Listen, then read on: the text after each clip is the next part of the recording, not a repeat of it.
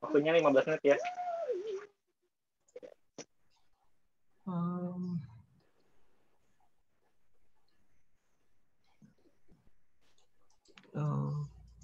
Oke, bagaimana? Apakah terlihat presentasinya? Sudah.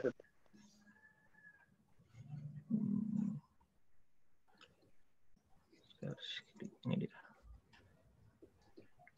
Oke, udah terlihat kan? Ya. Oke, Assalamualaikum warahmatullahi wabarakatuh. Selamat pagi teman-teman semua. Bagaimana kabarnya di pagi hari ini? Semoga masih semangat untuk belajar Madas 2. Jadi perkenalkan, nama saya Arya Sena Cahya dari selaku penanggung jawab dari kelompok 9. Habis itu di sini juga ada teman-teman saya yang nggak kalah luar biasanya, yang juga bakal membantu saya menjelaskan materi tentang uji turunan kedua.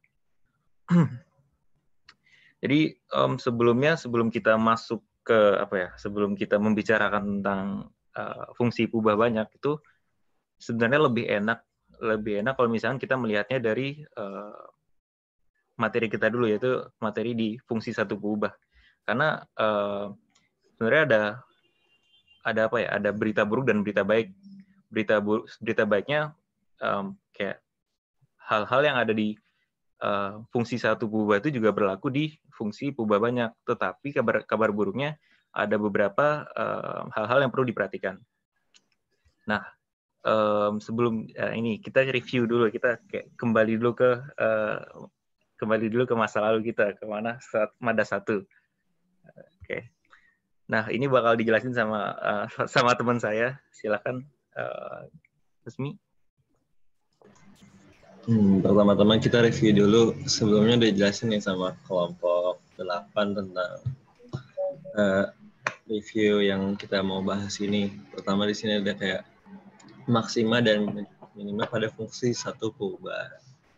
Di sini pun dijelaskan kalau fungsi F nilai maksimum pada C dan tergantung syaratnya jika FC lebih besar dari Fx untuk setiap X elemen D, nilainya itu bakal nilai FC itu bakal sebagai nilai maksimum fungsi F pada D.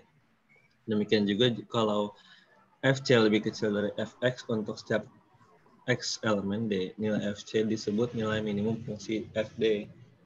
Dan kalau nilai maksimum atau minimumnya disebut nilai ekstrim fungsi F, dan fungsi yang akan ditentukan optimumnya juga disebut fungsi objektif. Ini akan kita pakai terus ke depan, jadi kayak harus diingat gitu ya. Betul. Di sini ada gambarannya kira-kira untuk teorema critical point yang tadi udah benar-benar dijelasin sama kelompok 8 bahwa untuk jika F terdefinisi pada interval I untuk semua titik C dan FC adalah nilai kritis atau stasioner fungsi, maka C itu titik kritis fungsi F, di mana titik C itu adalah pertama untuk titik ujung interval I, yang kedua ada titik C adalah titik stasioner fungsi F, yaitu titik di mana turunan pertama dari FC sama dengan 0, dan yang ketiga di mana titik C adalah titik singular fungsi F, yaitu titik di mana F turunan pertama tidak terdefinisi. Bisa dilihat di sini ada gambarnya untuk pengertiannya. Lanjut. Di sini ada definisinya untuk misalkan D merupakan domain fungsi F dan memuat C, di mana fungsi FC adalah yang pertama memiliki nilai maksimum lokal jika terdapat suatu interval A sampai B yang memuat C sedemikian sehingga fungsi FC merupakan nilai maksimum fungsi F pada interval A sampai B. Nah, yang kedua di sini ada fungsi FC, di mana FC adalah nilai minimum lokal jika terdapat suatu interval dari A sampai B yang memuat nilai C sedemikian sehingga fungsi FC merupakan nilai minimum fungsi F pada A sampai B. Dan yang ketiga ada fungsi FC adalah nilai ekstrim jika fungsi FC merupakan nilai maksimum lokal atau nilai minimum lokal. Dan selanjutnya itu ada kira-kira bayangan dari apa sih lokal maksimum, lokal minimum. Dan di sini ada keterangan dari global maksimum dan global minimum. Jadi kira-kira kalau secara intuitif sendiri nih kalau dilihat, jadi kalau lokal maksimum dari suatu interval dari A sampai B kita bisa lihat lokal maksimumnya nih. Berarti kira-kira dari sebelum global maksimum itu kita punya titik maksimum sendiri, itu lokal maksimum. Tapi jika range-nya itu diperbesar, kita mempunyai dua titik lokal maksimum. Tapi untuk secara global, kita lihat yang paling tinggi. Global maksimum itu berarti di titik yang kanan. Itu secara intuitif. Dan untuk lokal minimum dan global minimum kira-kira juga seperti itu cara kerjanya. Di sini ada teorema yang keempat, concavity theorem. Untuk uji turunan kedua di fungsi suatu pengubah, jika turunan kedua dari fungsi fx lebih besar dari 0 untuk setiap x elemen i, maka grafik fungsi f cekung ke atas pada i. Dan kalau turunan kedua dari fungsi fx lebih kecil dari 0 untuk setiap x elemen i, maka grafik fungsi f cekung ke bawah pada i. Kira-kira seperti itu. Oke, jadi kita tadi udah membicarakan tentang titik ekstrim di fungsi satu ubah. Sekarang kita mulai masuki bagaimana titik ekstrim itu bekerja di fungsi ubah banyak. Ini sebenarnya udah dipresentasiin tadi sama kelompok sebelumnya. Terima kasih kelompok 8. Penjelasannya udah keren banget. Mungkin kita di sini bakal nge-review dikit dan juga menambahkan beberapa hal untuk nanti kita melakukan uji turunan kedua di fungsi ubah banyak. Oke, ini untuk definisi dari global maksimum, global minimum ini sama kayak yang dijelaskan tadi oleh kelompok 8. Intinya jika ada suatu nilai yang lebih besar dari nilai-nilai lainnya di S, di dalam S, maka bisa dibilang nilai itu adalah nilai global maksimum. Terus juga berlaku untuk global minimum dan juga berlaku, dan global minimum maksimum itu termasuk ke dalam, bisa dibilang adalah nilai ekstrimnya, nilai titik kritisnya. Ya, sebelumnya mungkin teman-teman kayak mendengar banyak kayak ada titik stasioner, titik optimum, titik ekstrim, itu sebenarnya sama, nggak beda, cuman penamaannya aja berbeda. Jadi mungkin kalau misalkan agak kayak pusing, kayak bingung gitu, intinya itu sama gitu. Nah, ini silakan slide-nya bakal dijelaskan oleh teman saya. Yang selanjutnya adalah untuk maksimum dan minimum lokal. Jadi nilai maksimum lokal dan nilai minimum lokal itu diperoleh kalau misalnya pernyataan 1 dan 2 berlaku, yaitu pernyataan yang sebelumnya yang mengenai nilai global maksimum dan nilai global minimum. Itu berlaku untuk N gabung S, di mana N merupakan suatu lingkungan. Kalau misalnya di ilustrasi ini, bisa dilihat di yang surface yang warna birunya itu N-nya untuk P0. Nah, kalau misalnya FP0 merupakan nilai maksimum lokal atau nilai minimum lokal, maka FP0 ini adalah nilai ekstrim lokal untuk fungsi F pada domain S. Oke, jadi ya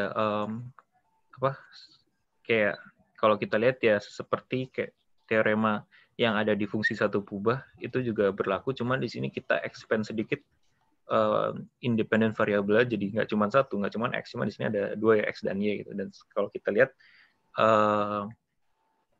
kalau misalkan di gambar itu kan ada yang yang ada puncaknya gitu kan, itu tetap disebut sebagai lokal maksimum, dan ada puncaknya lebih tinggi, yang paling tinggi dari yang lainnya, yang biasa kita sebut sebagai global maksimum. Intinya itu sih masih sama, cuman kita naikin levelnya sedikit. Nah, terus ini juga sudah dijelaskan sama kelompok 8 tadi seputar critical point theorems. Jadi biasanya berdasarkan teorema B mengatakan bahwa titik-titik kritis ini biasanya muncul di 3 titik ini nih. Ada titik batas, titik stasioner, dan titik singular. Nah, kalau dia gambarkan tuh kayak gini. Jadi kalau misalkan kalau kita lihat di gambar yang kanan ini, kalau misalkan ada titik singular juga, terus ada titik stasioner dan juga boundary points. Untuk penggambarannya seperti itu. Nah, ini mungkin juga sudah dijelaskan tadi oleh kelompok 8. Jadi kita bakal nge-review sedikit. Jadi untuk fungsi pubah banyak tuh intinya sama kayak fungsi satu pubah. Misalkan misalkan kalau kita lihat suatu titik stasioner kan di ujungnya itu kan gradiennya kan 0. Kemiringannya itu kan 0 di suatu titik puncak. Dan gradien itu berhubungan dengan turunan pertama dari fungsi tersebut. Dan kalau kita lihat, ini juga berlaku di fungsi pubah banyak. Jadi, tetapi kalau kita ingat, kalau fungsi pubah banyak itu kan berhubungan dengan turunan parsial. Jadi, jadi kita menurunkannya itu nggak hanya ke satu independent variable, cuma kedua, yaitu fx dan fy. Dan kalau begitu, untuk mencari titik stasioner di suatu fungsi pubah banyak, maka fx atau turunan parsial turunan pertama parsial terhadap x dan turunan parsial pertama terhadap y juga harus sama dengan 0. Jadi kalau misalkan seperti tadi yang digambarkan Hadi, jadi misalkan bentuknya pertama kita lihat kalau misalkan perubahan fx dan fy-nya itu dari keduanya itu berubah dari negatif ke positif, maka dia akan disebut dengan lokal maksimum. Habis itu kalau misalkan perubahan FY-nya berubah dari positif ke negatif, maka dia disebut dengan lokal minimum. Dan selanjutnya kalau misalkan perubahannya itu berketerbalikan, maka bentuknya yang akan terjadi itu seperti yang di kanan ini, bentuknya itu seperti pelana atau disebutkan saddle.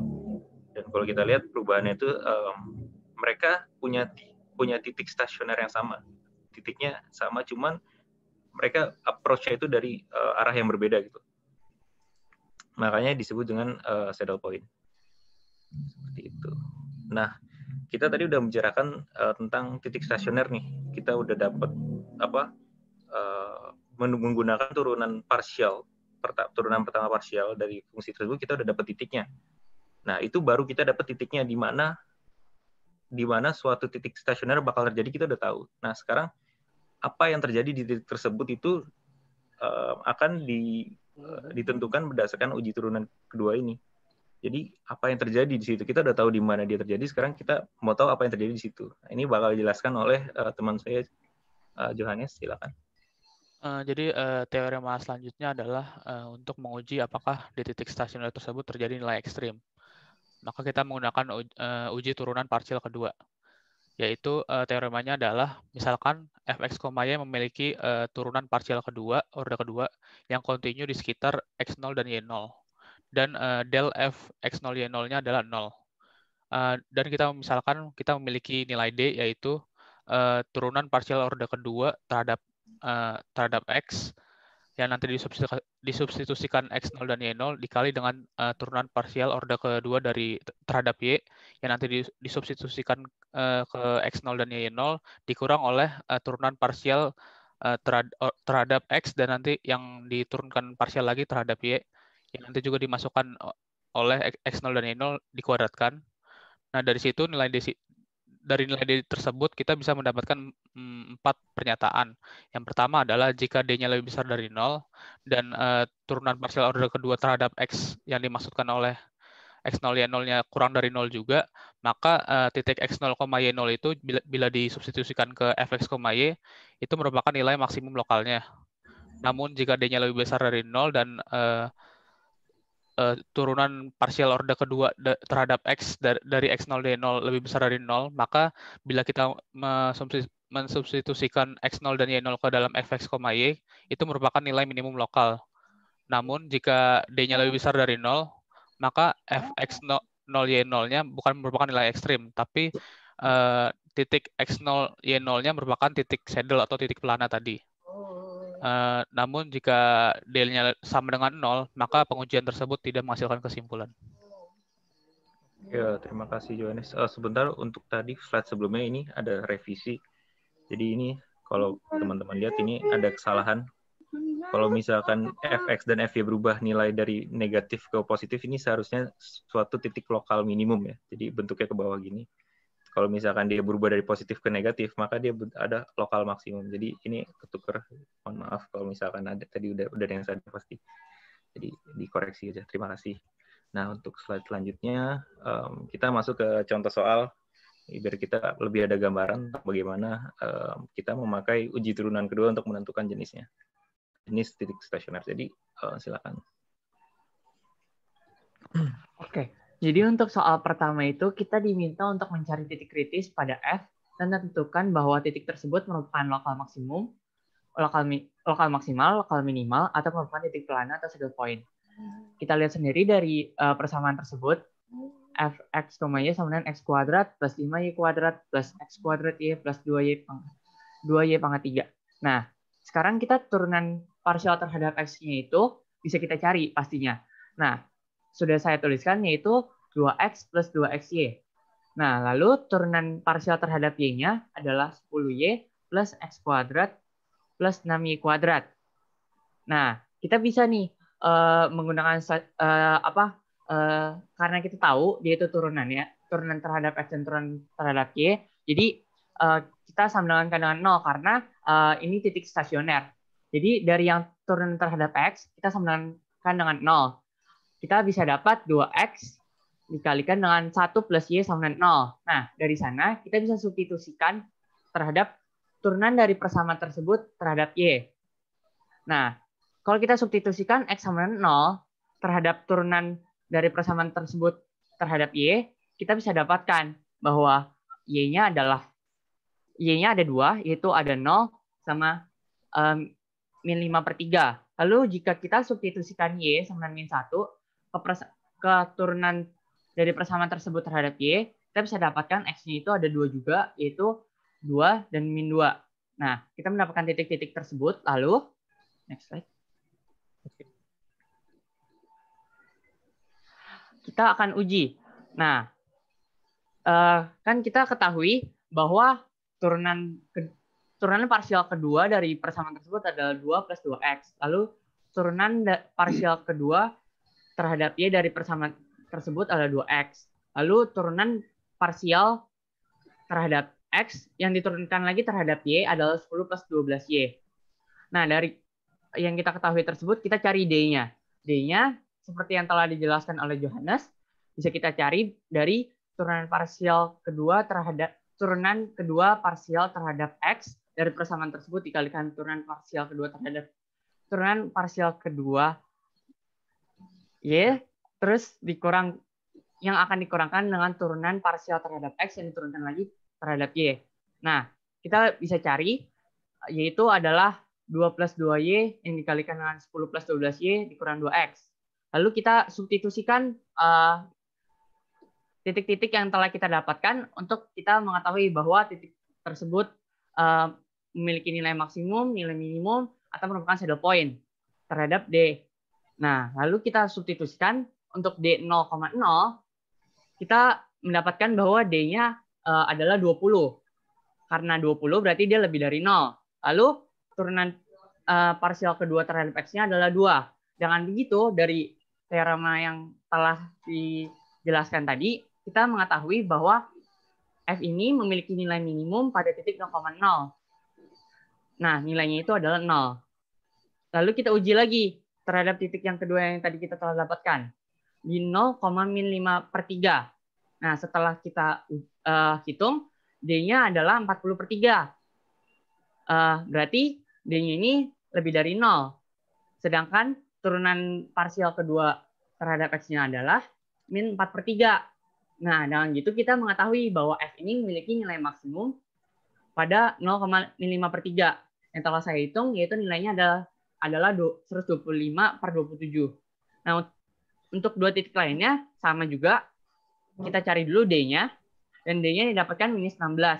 Oleh karena itu, kedua titik tersebut merupakan saddle point. Terima kasih. Oke, thank you. Sekarang ke soal yang kedua ya. Kita lanjut ke soal berikutnya. Sebentar. Oke. Silakan. Bagian. Untuk soal kedua ini, kita akan diminta mencari jarak minimum dari sebuah titik awal untuk ke sebuah bidang yang memiliki X ditambah 2Y ditambah 3Z sama dengan 12. Nah, untuk menyelesaikan soal ini, pertama-tama kita harus tahu dapat rumus untuk sebuah dari jarak untuk awal ke sebuah bidangnya yang kita upamakan sebagai D kuadrat sama dengan X kuadrat ditambah Y kuadrat ditambah Z kuadrat. Nah, dari persamaan yang di atas yang X plus 2Y ditambah 3Z, itu kita ubah menjadi X sama dengan, lalu kita substitusikan ke dalam D kuadrat. Nah, begitu dimasukkan ke dalam D kuadrat, kita mendapatkan persamaan untuk F, Y, dan Z yang merupakan yang ada di slide. Nah, dari situ kita melakukan turunan parsial order pertama yang didapat untuk F terhadap Y adalah min 48 ditambah 12Z ditambah 10Y, dan F turunan parsial terhadap Z yang merupakan min 72 ditambah 12Y ditambah 20Z. Nah, sesuai yang teorema, untuk mendapatkan critical point, kita upamakan untuk setiap turun FY dan FZ itu adalah sama dengan 0. Jadi untuk yang FY, kita pertama-tama ubah dulu untuk jadi Z, yang nanti didapatkan sesuai dengan persamaan berikut. Lalu kita substitusikan terhadap FZ, yang nanti kita mendapatkan titik Y, yaitu 12/7. Nah, dari titik Y itu, kita masukkan lagi ke dalam rumus Z, yang nanti kita akan mendapatkan titik Z, yaitu 18/7. Maka kita akan mendapatkan critical point-nya adalah 12/7 dan 18/7. Nah, lalu kita dapatkan lagi turunan partial order keduanya, dan kita masukkan ke dalam D. Dari D tersebut kita mendapatkan nilai 56 yang lebih besar daripada 0, dan turunan partial order 2Y juga lebih besar daripada 0, maka kita mendapatkan sebuah maka terbukti untuk critical point tersebut merupakan lokal maksimum. Nah, setelah terbukti dia merupakan titik ekstrim, maka kita tinggal melakukan substitusi titik tersebut terhadap rumus awal D kuadrat kita, yang nanti dari yang dilihat di slide akan mendapatkan 504/49. Karena ini merupakan D kuadrat, maka kita akarkan hasil tersebut dan mendapatkan 6/14/7. Maka untuk jarak minimum dari sebuah titik origin ke bidang tersebut adalah 6/14/7. Itu saja. Bisa dilanjutkan. Oke, thank you. Oke, selanjutnya. Bentar. Selanjutnya mungkin kita akan penutup dan beberapa key learning points atau yang bakal dijelasin oleh Alicia. Mungkin bisa dipercepat list, kayak jelasinnya poin-poinnya, nggak usah dibaca semua. Silakan.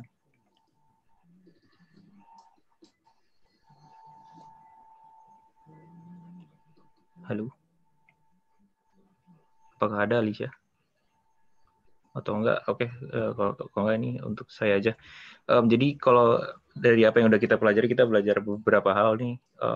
Mungkin yang pertama mungkin perbedaan titik stasioner di fungsi satu kubah dan fungsi kubah banyak nih bisa teman-teman lihat dari segi di mana titik stasioner terjadi, habis itu jenisnya juga, habis itu bagaimana kalau misalkan di fungsi satu kubah kan merupakan puncak sebuah kurva ya. Sedangkan di fungsi kubah banyak adalah puncak dari suatu permukaan atau surface. Dan selanjutnya lokasinya juga bisa teman-teman lihat. Habis itu pada fungsi kubah banyak, titik di mana suatu titik stasioner terjadi dapat ditentukan dengan mencari turunan partial effects dan juga FY dari suatu fungsi, lalu ya disama dengan 0. Kita akan mendapatkan suatu titik. Sedangkan di titik itu terjadi apa, kita bisa mendapatkannya dengan menggunakan tes uji turunan kedua. Nah, secara garis besar nih, langkah-langkah untuk menentukan jenis suatu titik stasioner itu, yang pertama kita cari turunan partial dulu terhadap X dan Y. Habis itu kita cari titik stasionernya. yang dari poin A, habis itu kita cari nilai D menggunakan tadi uji turunan kedua, lalu substitusikan critical point yang kita dapat dari poin B ke D, lalu skalar yang dihasilkan dari substitusi tersebut itu akan digunakan untuk menentukan bagaimana jenis titik stasioner yang dapat dibentuk. Jadi ini kontribusinya, referensinya, dan terima kasih untuk dari kelompok 9. Apakah teman-teman ada yang ingin bertanya? Ya, apakah ada yang ingin bertanya? Kelompok 9 ini mantap sekali ya. Ada meme-nya juga. Oh, biar menarik perhatian. Bagus, bagus. Ada yang ingin bertanya? Ada yang ingin bertanya? Ditunggu 10 detik. 10, 9, 8, 7, 6, 5, 4, 3, 2, 1. Tidak ada pertanyaan? Ya, baik. Mungkin tidak ada pertanyaan, tapi mungkin saya bisa memberi tanggapan bahwa kita jangan sampai melupakan apa yang kita pelajari di Madda 1 juga, yaitu mengenai titik-titik kritis, karena seperti yang tadi dibilang, konsepnya itu dipakai terus di sini, di bagian fungsi purba banyak ini, ternyata kelompok 9 sudah menunjukkan bahwa tinggal dibawa dari konsep yang sudah ada, lalu di-expand ke fungsi purba banyak, ditambah variabelnya lagi. Dan jangan lupa juga untuk selalu menyimpulkan kesimpulan yang bagus dari kelompok 9, bahwa kalau kita udah belajar, kita memberi kesimpulan. Itu bagus. Jadi kita tahu apa yang kita sudah pelajari. Terima kasih kelompok 9, mantap sekali. Terima kasih Prasna, terima kasih. Terima kasih.